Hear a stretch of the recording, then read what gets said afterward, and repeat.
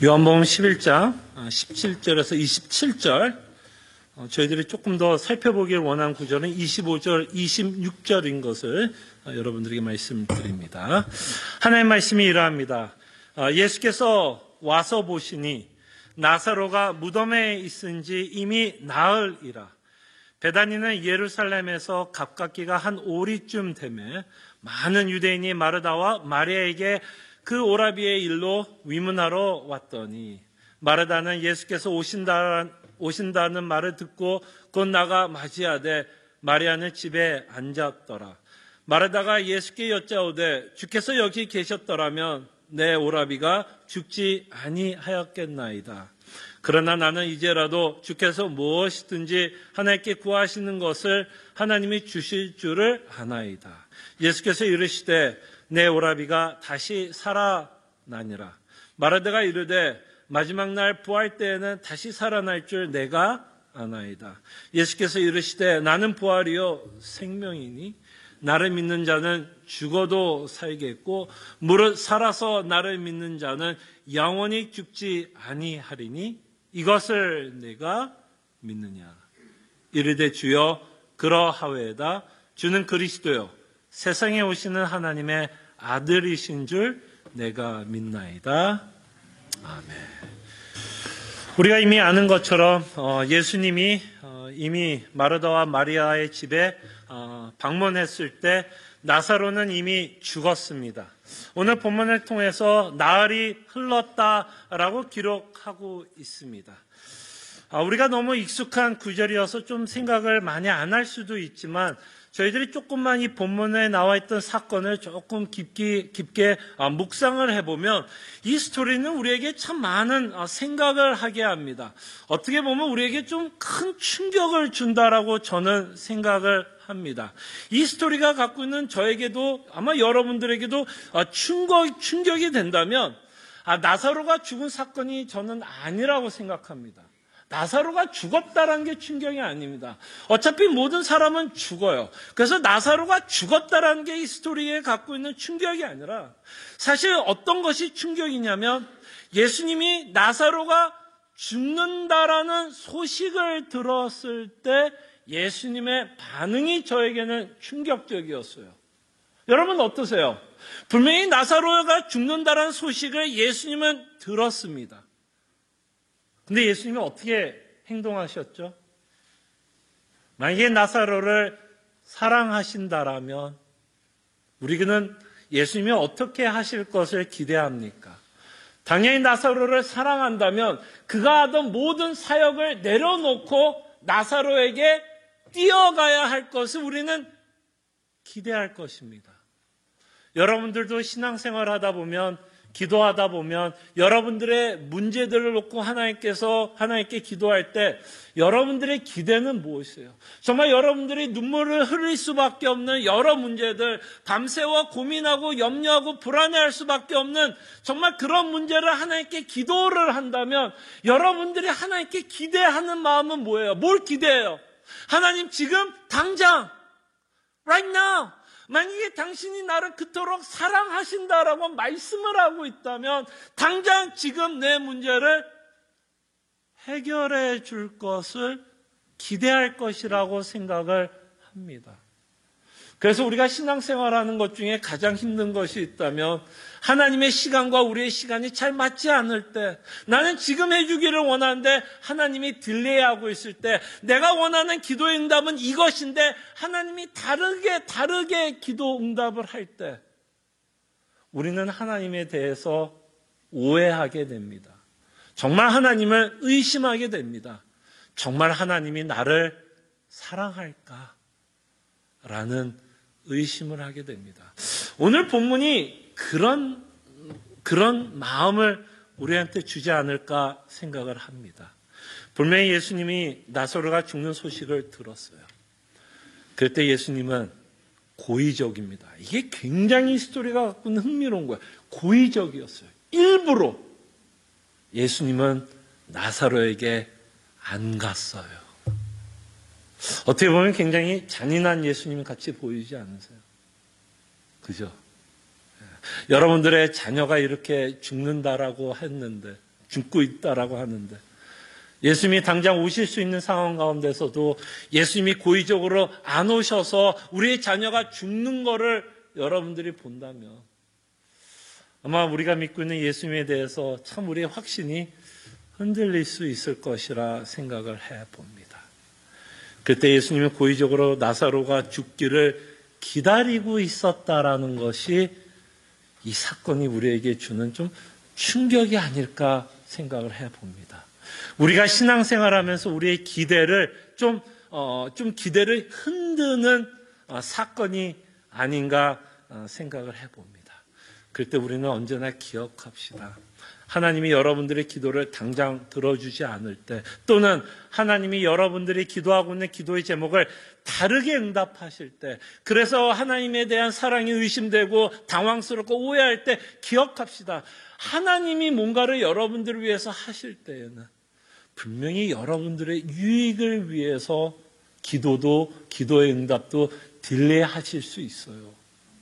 딜레이할 수 있습니다. 누구의 유익을 위해서? 나의 유익을 위해서. 또는 내가 원하는 기도의 응답을 하시지 않고 하나님이 원하는 기도의 응답할 때도 결국엔 누구를 위해서 그렇게 기도 응답하십니까? 결국엔 나의 유익을 위해서 그렇게 응답하신다라는 걸 의심하지 마십시오.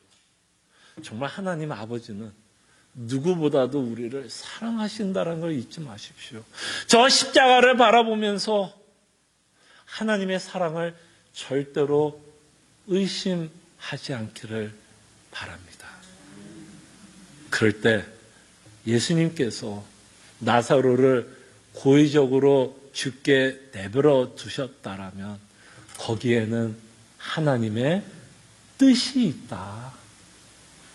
마르다와 마리아는 고통의 가운데 있을 수밖에 없었겠지만 이렇게 하실 때는 분명히 예수님이 무언가 마르다와 마리아에게 가르쳐주고 싶은 것이 있었고, 이 사건을 맞이하는 우리에게도 분명히 예수님이 우리에게 뭔가를 가르쳐주기 위해서 예수님은 고의적으로 나사로를 죽는 것을 기다리고 있다라고 생각해 주시면 감사하겠습니다. 그럴 때 예수님이 왜 나사로를 고의적으로 죽게 하시냐면 이거를 가르쳐주고 싶었어요. 나사로뿐만 아니라 마르다, 마리아 이 사건을 보는 모든 사랑하는 성도들에게 부활은 미래가 아니라, 부활의 사건은 미래에 우리가 경험하는 것이 아니라 모든 성도들은 이미 부활을 경험하고 있다라는 것을, 이 부활의 사건은 실제적으로 우리가 지금 맛보고 경험하고 있다라는 것을 가르쳐 주기 위해서 예수님은 고의적으로 나사로를 죽게 내버려 두셨다라는 것을 기억하시면서 오늘 본문을 우리가 함께 살펴봤으면 합니다. 자, 나사로가 죽은 후에 마리아, 마르다는 예수님이 오신다라는 소식을 듣고 예수님을 맞이합니다. 그러면서 마르다와 예수님의 대화의 내용을 살펴보면서 예수님은 이미 우리가 부활했다라는 것을 설명하고 있다라는 것을 좀 보셨으면 합니다. 자, 21절과 22절의 대화의 내용을 좀 살펴볼게요. 자, 마르다가 예수께 여짜오되, 참 얼마나 시리에 빠져있는 마르다의 심정을 좀 맛봤으면 좋겠어요. 주께서 여기 계셨더라면 내 오라버니가 죽지 아니하였겠나이다. 마르다는 상당히 지금 상심에 쌓여 있어요. 저는 마르다의 마음을 당연히 알 수가 없겠지만 마르다의 마음을 조금 헤아린다면 저는 이 본문을 통해서 마르다가 예수님께 불평한다라는 생각이 듭니다. 그렇지 않겠어요? 불평한다라고 생각을 해요. 저는 정말 마르다가 예수님에게 원망한다라고 생각을 합니다. 뭐라고 얘기해요? 당신이 여기에 오셨더라면, 조금만 더 빨리 왔더라면 오라버니가 죽지 않았을 텐데. 저는 마르다가 불평하고 원망한다라고 저는 생각이 들어요. 근데 여기서 또 하나의 놀라운 사실은 이런 것도 생각해 봅니다.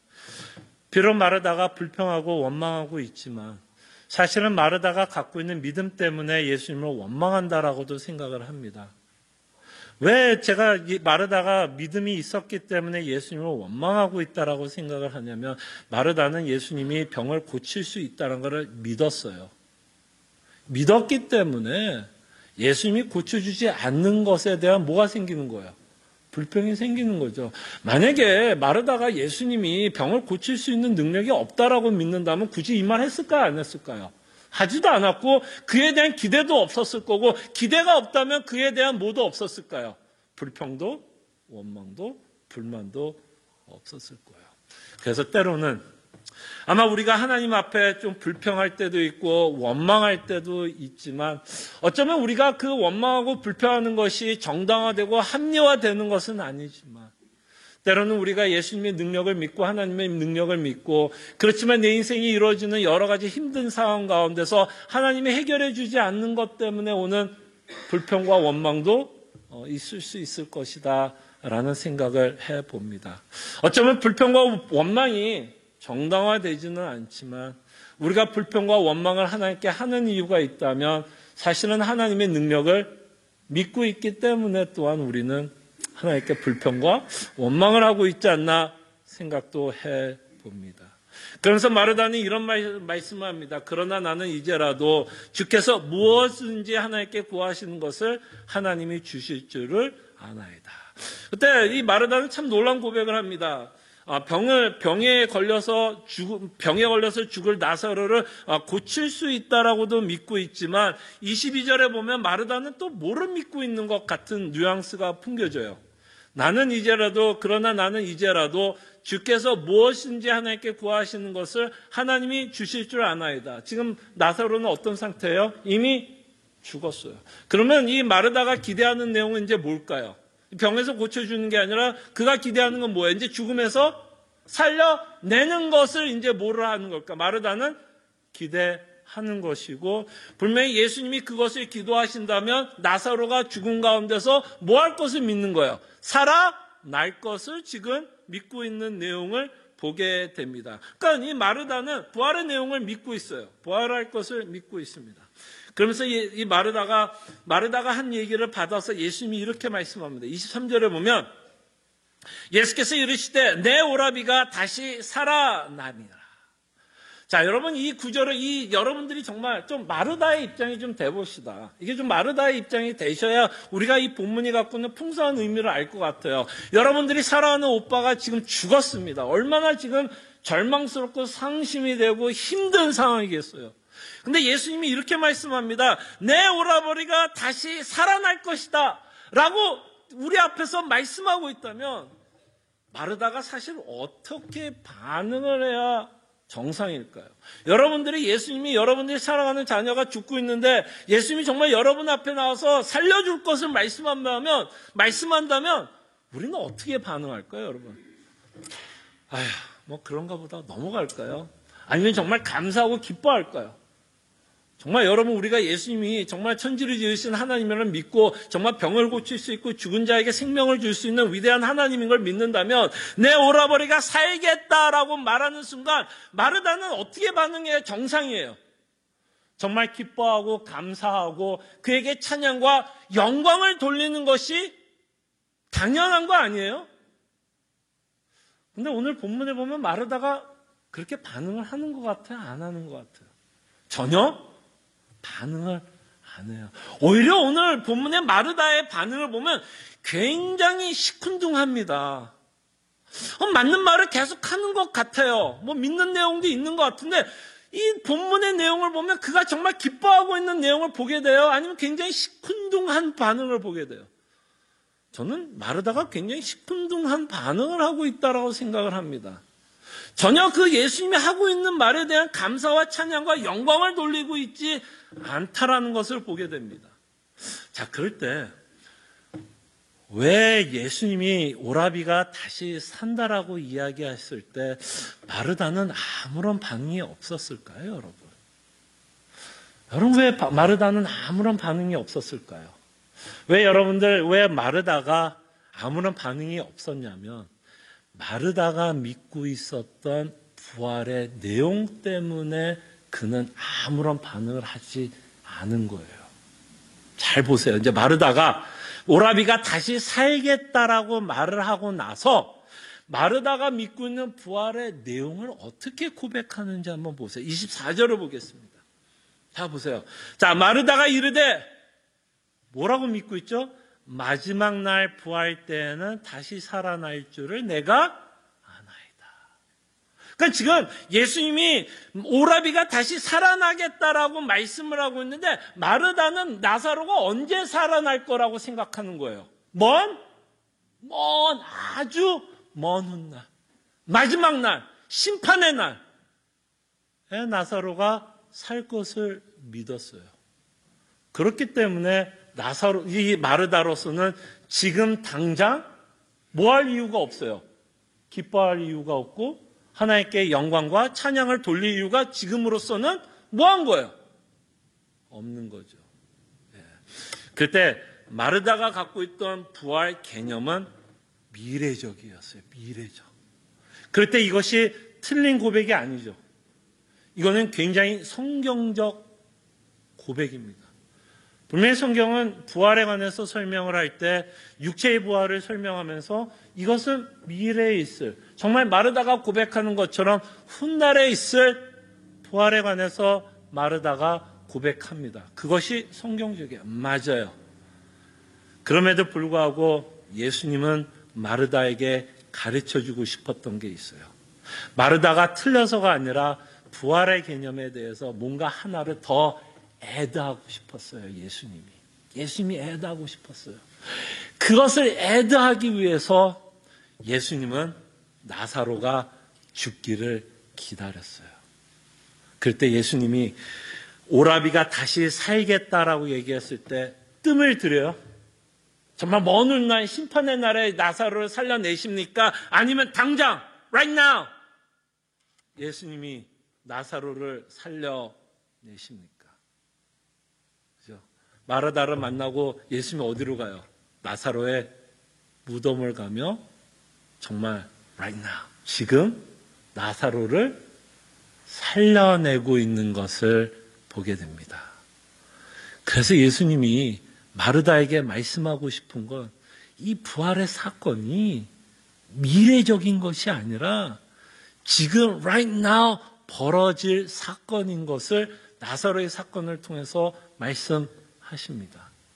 자, 그럴 때 여러분, 아마 여러분들 그렇고 저도 그렇고 아마 한국 교회에서 또는 뭐 대체적으로 교회에서 부활을 설교할 때 강조점이 보통 어디에 있나요? 시제적으로.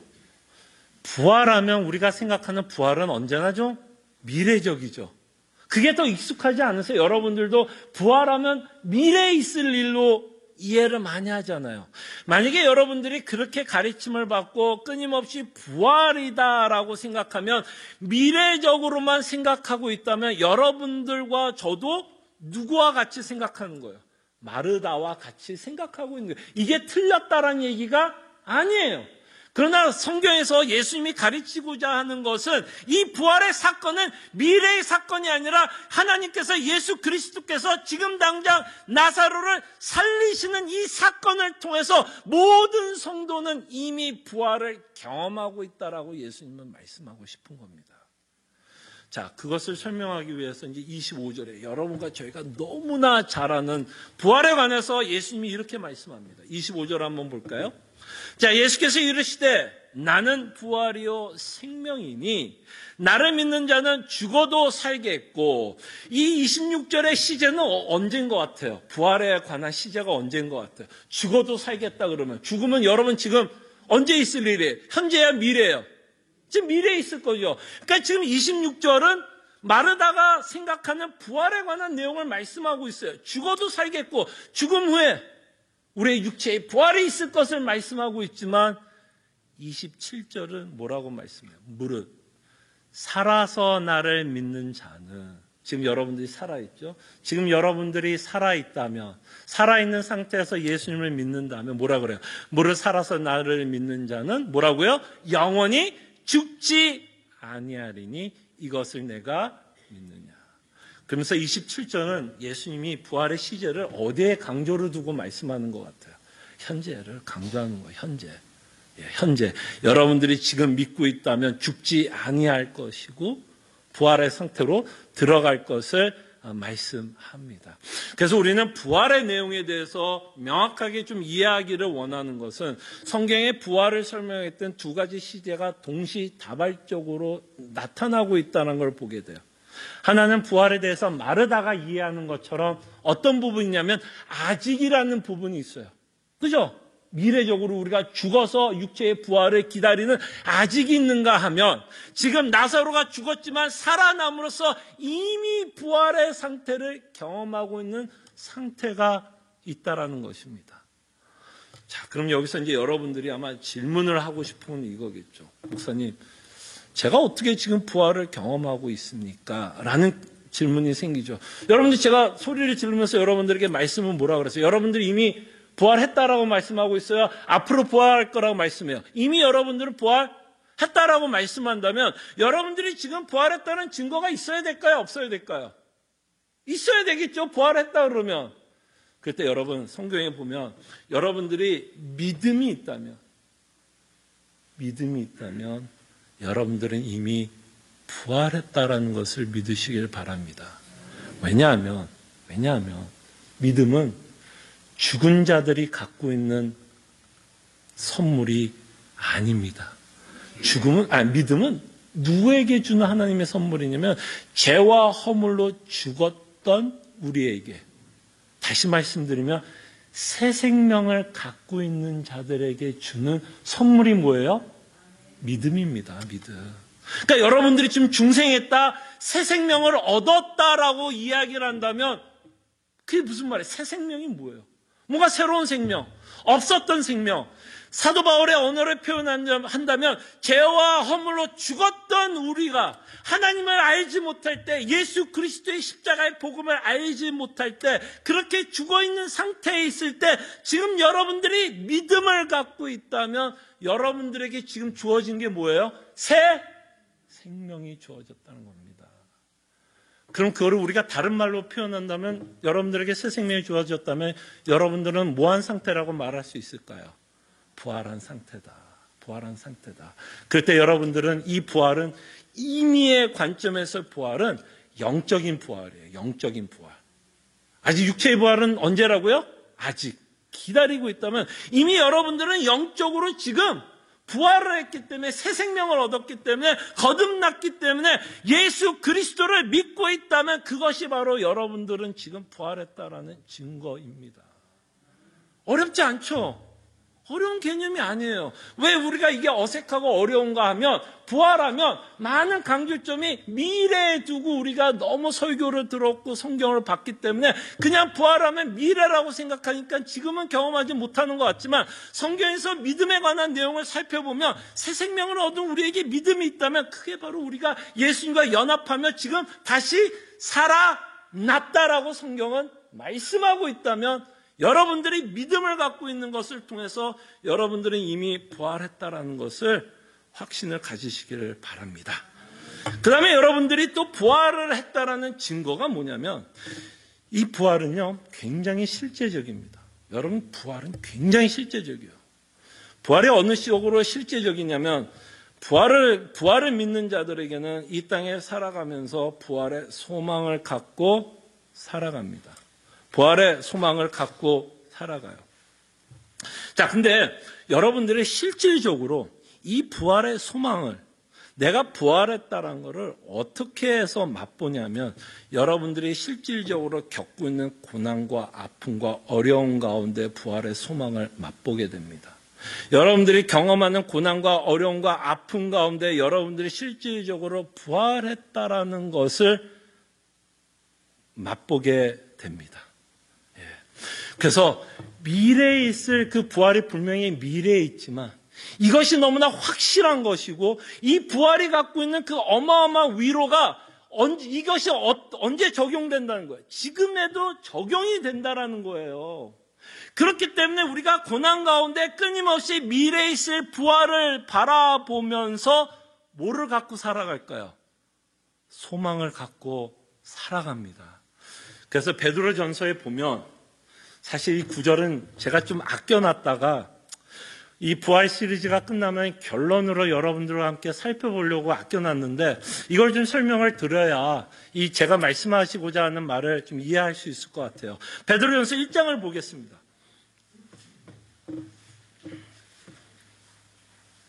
자, 1장 6절을 한번 볼게요. 베드로전서 1장 6절. 자, 사도 베드로가 뭐라고 말씀하는지 보세요.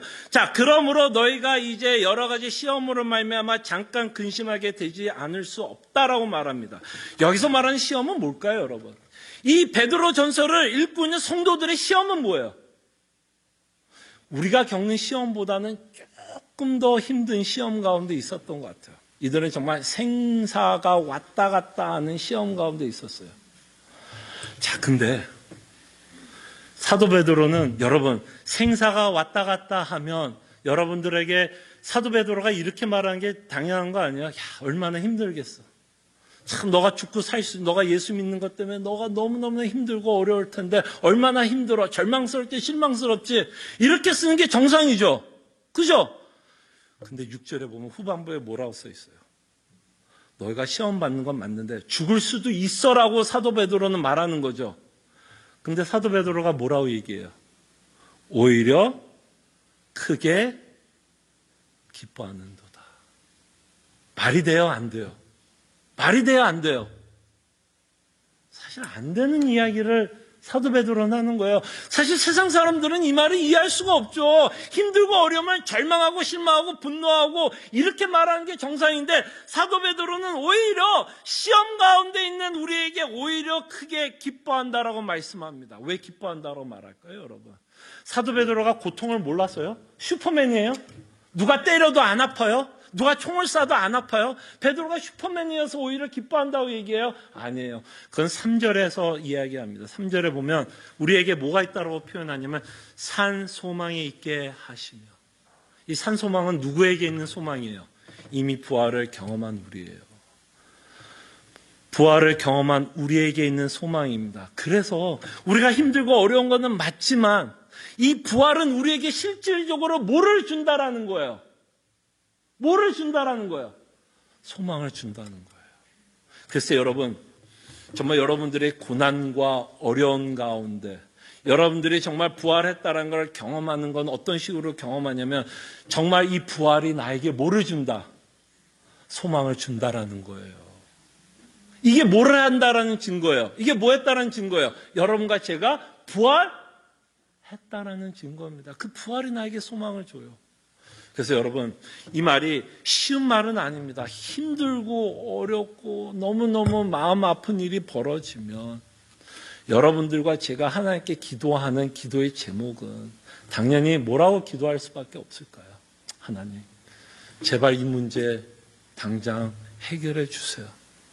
정말 마르다와 마리아가 예수님을 당장 불러서 모셔오시고 싶은 그 심정으로 우리는 하나님께 기도할 수밖에 없을 거예요. 하나님 너무 힘들어요. 도와주세요. 이 문제 해결해 주세요.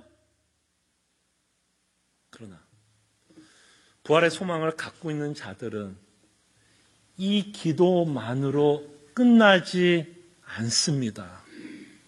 무슨 말인지 아시겠어요? 여러분들이 너무 힘들고 어렵고 필요한 것이 있어 하나님께 SOS를 청하고 기도하는 건 당연한 겁니다. 우리가 연약하기 때문에 기도하는 건 맞아요. 근데 정말 부활의 소망을 갖고 있는 자들은 여기에 한 가지를 더 애드해서 기도합니다. 뭐라고 기도할까요? 그러나 주님, 힘들고 어렵지만 정말 내가 이 부활을 믿고 있다면 정말 이 부활이 나에게 소망이 되게 하시옵소서라고 기도하게 됩니다. 정말 여러분들이 이렇게 기도하고 있다면 다만 힘든 거로 놓고 기도하는 것으로 끝나는 것이 아니라 정말 저 부활이 너무나 확실하고 저것이 너무 진짜이기 때문에 그것이 내 삶 가운데서 뭐 하기를 원하는 거예요. 정말 실제적으로 맛보기를 원하고 그것이 내가 살아가는 유일한 소망이기 때문에 그것을 정말 내가 뭐 할 수 있도록 기도할 거야. 정말 믿을 수 있도록 주님 은혜를 베풀어 달라고 여러분들이 기도한다면 그게 사실 여러분들이 뭐 하고 있는 증거일까요? 부활했다는 증거예요. 그 맛을 조금이나마 봤기 때문에 그 맛을 조금이나마 봤기 때문에 내 삶 가운데서 그 부활의 소망이 점점 모아지기를 소원하는 거예요. 점점점 커지기를 소원하는 거죠. 그때 여러분, 우리가 우리의 필요한 것을 위해서 기도하는 건 너무 맞아요. 저도 기도합니다. 근데 여러분, 제가 좀 강조하기 위해서 좀 이렇게 얘기할게요. 하나님이 여러분들의 필요한 거 주시고 여러분들의 문제를 해결해 준다고 해도 여러분, 이상하게 들리지 마세요. 그거 다 땜빵이에요. 잘 한번 들어보세요. 하나님이 여러분들의 기도 제목 다 들어주고 여러분들이 원하는 거 다 해준다 그래도 다 땜빵밖에 안 돼요. 제가 뭘 얘기하고 싶으냐면 이 땅의 문제는 해결이 안 된다라는 거예요. 문제가 해결되잖아요, 여러분. 제가 여러분께 가끔 얘기하잖아요. 사업하기를 원해서 사업을 시작했어요. 문제 해결이에요, 문제 해결 아니에요. 분명히 기도했어요. 하나님, 정말 우리가 돈이 필요해서 이 사업해야 됩니다. 하나님 사업하게 해주세요. 그래서 하나님께서 정말 여러분 고백하죠. 하나님께서 섭리하셔서 이 가게 열게 되었습니다. 고백해야 하네요. 근데 여러분, 솔직하게 그 가게를 열므로써 더 큰 문제가 생겨야 안 생겨요? 감사해요. 당연히 가게를 연 거 너무너무 감사해요. 안 감사하다는 얘기가 아니에요. 근데 여러분, 그 가게를 열므로써 또 다른 문제가 생겨야 안 생겨요? 생겨야 안 생겨요? 그런 의미에서 그건 땜빵밖에 안 돼요. 죄송한 얘기지만, 그러니까 하나님의 능력 무시하려고 그런 게 아니라 제가 땜빵이라고 이야기하면서 하나님의 능력과 섭리와 감사하지 말자는 얘기가 아니라 정말 우리의 문제의 끝은 이 부활의 소망에 있다라는 거예요. 진짜 부활 외에는 답이 없어요. 만약에 정말 하나님께 은혜를 받았던 자가 이렇게 고백하지 않잖아요. 솔로몬이 죽으면서 뭐라고 고백해요? 정말 하나님 잘 믿었더니 정말 너무너무 기쁘다고만 고백을 해요. 그 모든 것을 가진 자가 끝에 가서는 뭐라고 고백해요? 뭐라고 고백해요? 헛되고 헛되도다. 솔로몬도 자신의 문제가 해결됐다 안 됐다? 안 됐다라는 거예요. 그래서 정말 우리의 문제의 끝은, 정말 우리의 문제의 해결은 문제 해결이 아닙니다. 이렇게 너무 강하게 얘기하고 싶진 않지만 강조하기 위해서 문제 해결보다는 정말 부활이 주는 소망 가운데서 우리가 정말 위로받기를 소원합니다. 진짜 부활이 주는 소망 때문에 진정 위로받기를 소원합니다. 그리고 마지막으로 여러분들과 함께 여러분들이 부활했다라는 증거가 어디에 나오냐면, 이거는 지난번에 저희들이 생각했던 말씀을 좀 복습을 하자면 여러분들이 순종하는 삶을 통해서 부활했다라는 증거가 나타납니다. 순종을 통해서. 제가 여러분들에게 말씀드린 것처럼 이 제자들은 겁이 참 많았던 제자들이었어요. 근데 저는 제자들을 욕하지 않아요. 제가 제자였어도 나사로에 가고 싶지 않았을 것이라 생각합니다. 여러분, 너무 제자들이 뭐 이렇게 겁쟁이라고 생각하지 마세요. 여러분, 지금 예수님이 베단이라는 유대 지방에 가면 어떤 상황이었죠? 정말 죽을 수도 있어요, 여러분. 그런 죽을 수 있는 상황에 제자들이 가고 싶었을까요? 안 가고 싶었을까요? 저래도 안 가고 싶었을 것 같아요. 제발 예수님, 거기만은 가지 맙시다. 다른 데는 다 순종하면서 예수님 따라가겠는데 거기만은 안 돼요. 그런 제자였어요. 겁이 많았던 제자였어요. 핍박 가운데 제자들에는 겁이 많았어요. 근데 그 제자들의 모습이 다르게 나타나고 있는 책이 어디냐면 사도행전이라는 책을 보면 제자들이 굉장히 다르게 행동하는 것을 보게 됩니다. 근데 여러분, 복음서에서 예수님과 같이 사역을 했던 때와 사도행전에서 제자들이 사역했던 그 배경이 같아요, 달라요? 사실 같아요. 예수님이 계셨을 때도 핍박 가운데 있었고, 사도행전에서 제자들도 어떤 가운데 있었어요? 핍박 가운데 있었어요. 근데 이들이 복음서 안에 있었던 제자들이었다면 담대하게 복음을 전했을까요? 끊임없이 그냥 도망만 다녔을까요? 땅끝까지 이르러 내 증인이 되었을까요? 도망 다니기 바빴을까요? 당연히 이들은 도망갔을 거예요. 그럼 이들의 차이점이 뭘까요? 복음서에서 나타난 제자들과 사도행전에서 나타난 제자들은 똑같은 제자였고, 상황도 똑같았어요. 근데 한쪽에서는 겁을 먹고 공포 가운데 베다니아에 안 가고 싶었던 제자들이었다면 이쪽에서는 정말 담대하게 감옥에도 가고 순교하기까지 복음을 전했다면 달라진 것이 있다면 뭐가 달라졌을까요? 달라진 것이 여러 가지가 있겠지만 한 가지만 말씀을 드린다면 제자들은 사도행전을 통해서 이제서 뭐를 믿은 걸까요? 부활을 믿은 거죠. 제가 지난번에도 말씀드린 것처럼 이제는 제자들이 목숨이 하나가 아니라 몇 개라고 믿은 거야? 2개라고 믿는 거예요. 그렇기 때문에 부활의 소망 때문에 지금 죽어도 뭐를 생각 안 하는 거야? 아깝다라는 생각이 안 들고 희생하는 것이 두렵고 떨리고 공포스럽게 다가오지 않기 때문에 복음을 들고 제자들은 예수님에게 순종하고 있는 모습을 보게 됩니다. 그때 우리가 부활의 소망 가운데 우리가 부활을 믿고 있는 증거가 있다면 뭐예요? 하나님의 말씀 가운데 우리에게 희생과 손해를 요구하는 가운데서도 끊임없이 그 부활의 소망 때문에 무슨 생각이 들어요? 덜 아깝다. 아깝기는 한데 좀 덜 아깝다. 괜찮아. 왜? 우리에겐 더 좋은 것이 남아있기 때문에. 그것이 우리에게 주는 부활의 소망 때문에 하나님께 순종하면서 저희들이 살아갑니다. 정리합니다. 나사로의 사건을 통해서 예수님이 우리에게 가르쳐주고 싶은 것, 부활은 미래가 아니라는 거예요. 이미 여러분들은 예수 그리스도를 믿고 있다면 이미 여러분들은 영적으로 부활했음을 믿기를 원하고 그 부활의 신앙이, 그 부활의 소망이 이제 뭐 해야 될까요? 우리 안에서 씨가 뿌려졌다면 우리의 삶 가운데서 그 부활의 소망이 뭐 하기를 소원해야 될까요? 점점 자라나서 이것이 그냥 개념이고 그냥 이론으로 끝나는 게 아니라 정말 우리의 실질적인 삶 가운데 부활이 우리의 삶에 뭐를 미치기를 원해요? 영향을 미치는 삶을 저희들이 살기를 소원할 줄로 압니다. 기도합니다.